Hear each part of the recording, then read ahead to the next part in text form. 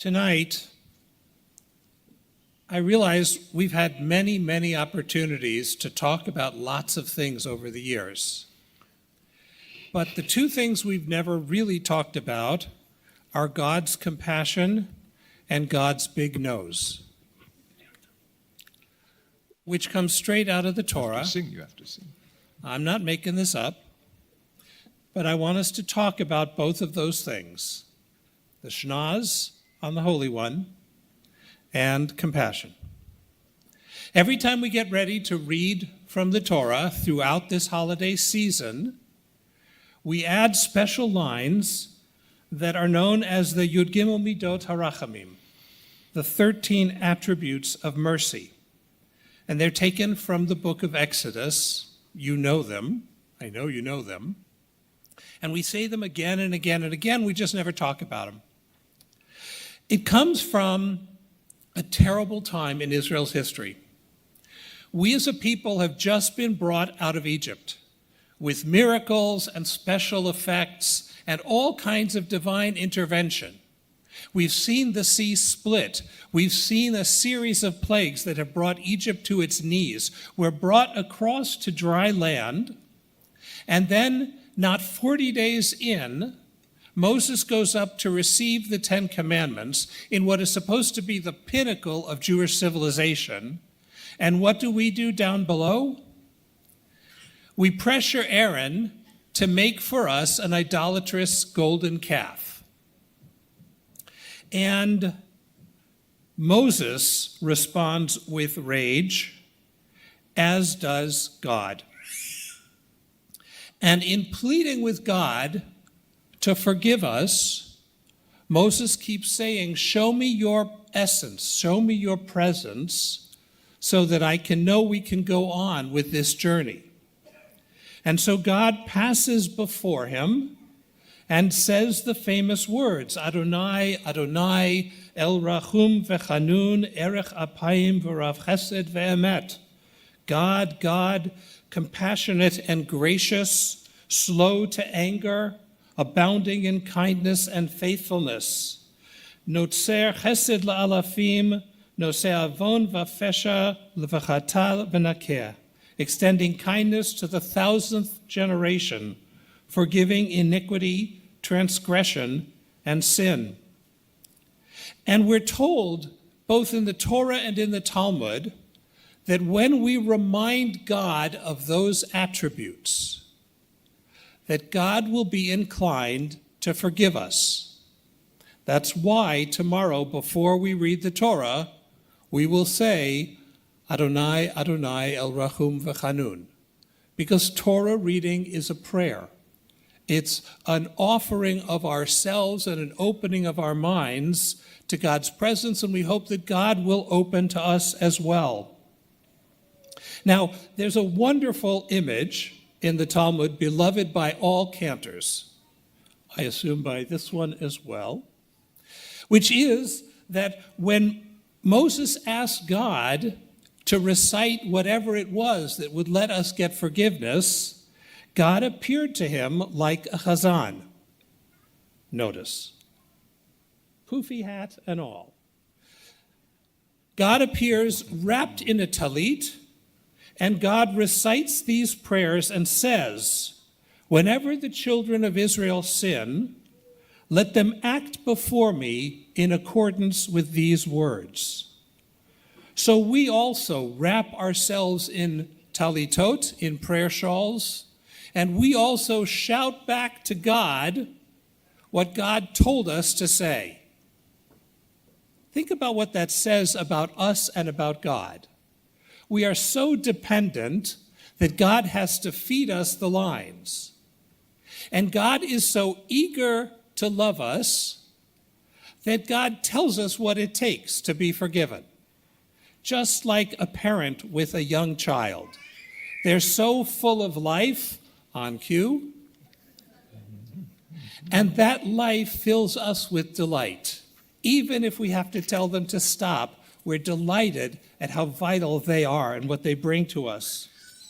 So God tells us what to do and how to repent, and promises us that if we recite these 13 attributes, we will not go away empty-handed. Now, this happens one other time in the Torah as well.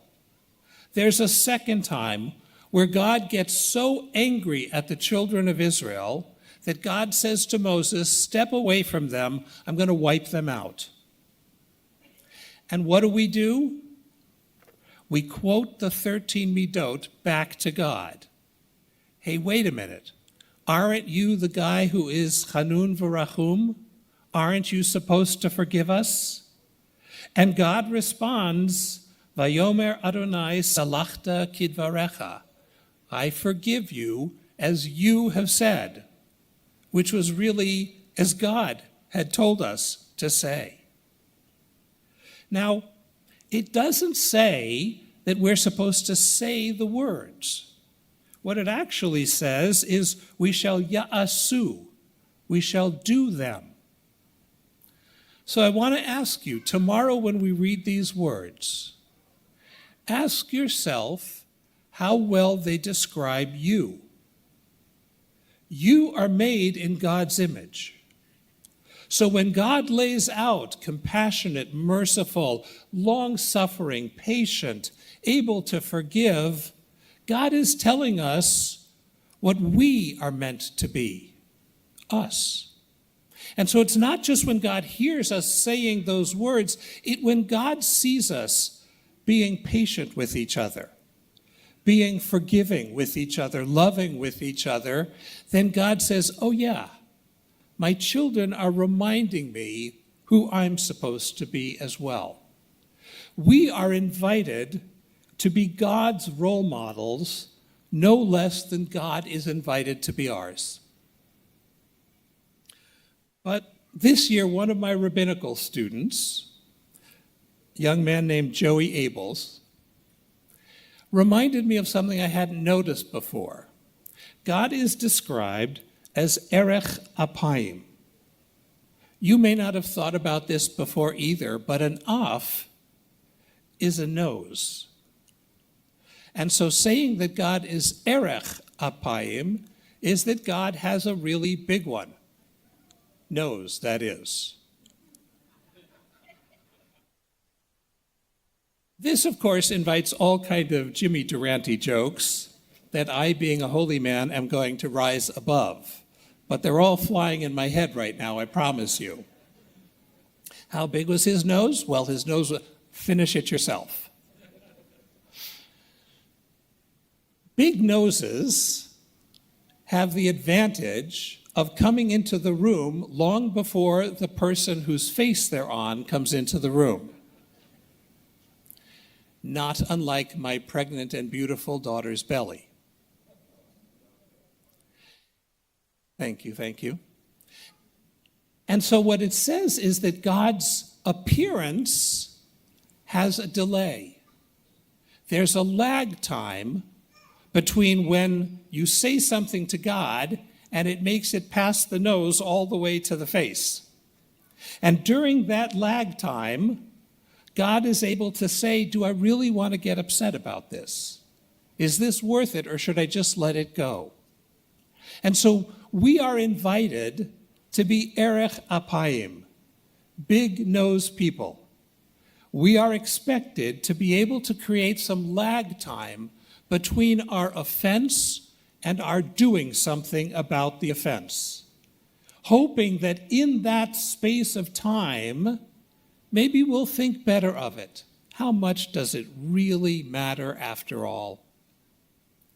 Right? And here I want to say, life is both too rich and too short to keep score. This is one of those moments where having a sense of holy forgetfulness is a good idea. I remember that I'm annoyed with you, but I can't for the life of me remember what it is you did. So I have to let it go. That's good for everybody. And so this is a holiday, paradoxically, in which we invite ourselves to remember ways that we could do better and to forget the ways that our loved ones could do better. Let it go. Grow a nose, for God's sake. Right? Let it be. And if we do that, if we pause before responding, could you imagine what the world would look like if, for those of you who are on social media, instead of actually responding to that idiot who said that stupid thing, and they happen to be a cousin, you don't type anything.